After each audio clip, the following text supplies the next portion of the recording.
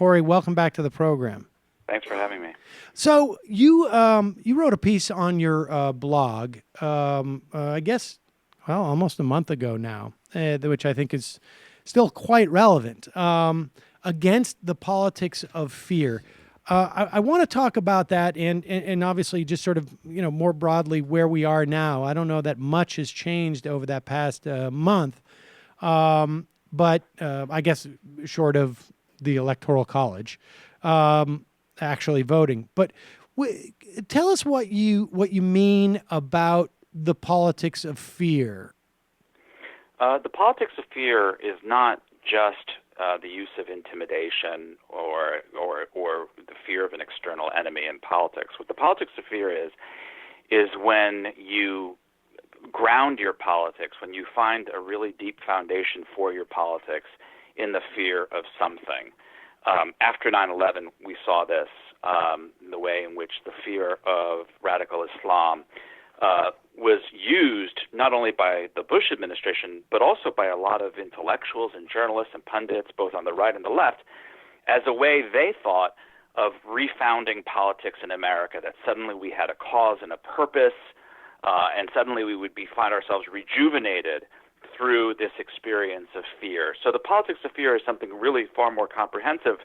And what I was saying in that article was that we on the left need to be very careful as we start engaging in a politics of, firm and intransigent opposition against Trump, that we not looked to that fear of Trump as the source of our politics, that our politics has to be grounded in a vision of overcoming Trump and Trumpism, and that we not find the deep roots of our cause in the fear of Trump.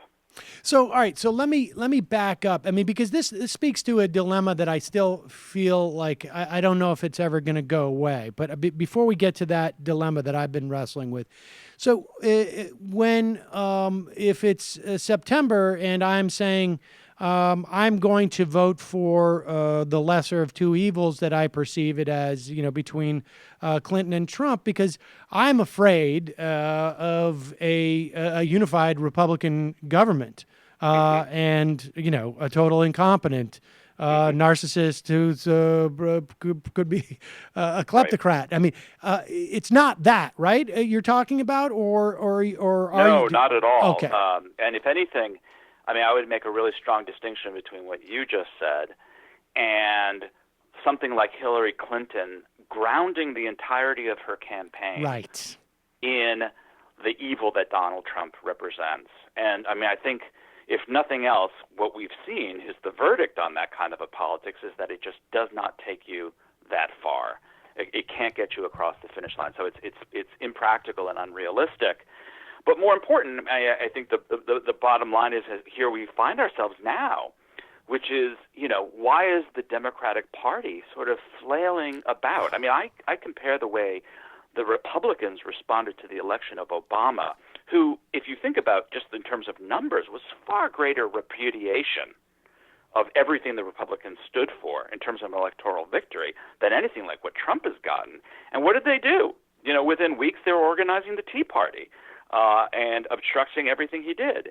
And, with the Democrats, the response has been, I think it's just a far greater source of confusion in part because I think of the politics of fear. Yes. They don't quite know what it is that they stand for. And so therefore they can't even quite figure out why they oppose Trump.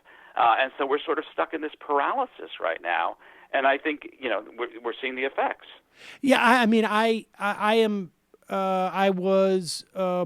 I found it very to be a huge problem that there was never a conversation about like, hey, he's going to be the guy who's going to sign Paul Ryan's dream legislation.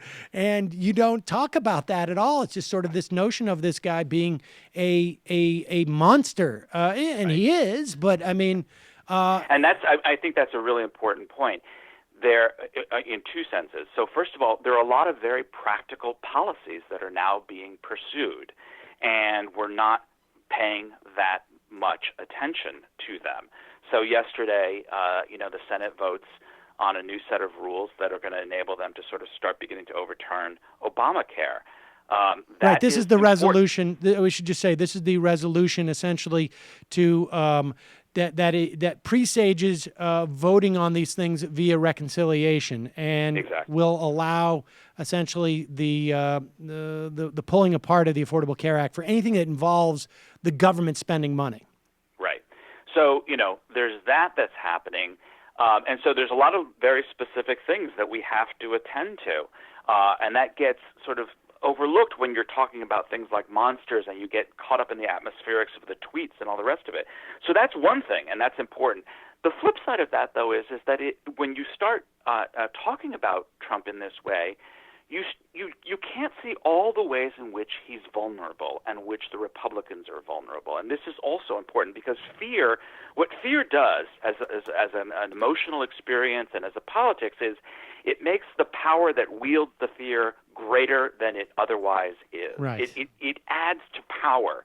And our job on the left is to strip away that power, to diminish it, to beat it back. And you can't do that if you're every day in and out talking about this monster. It just, people get afraid.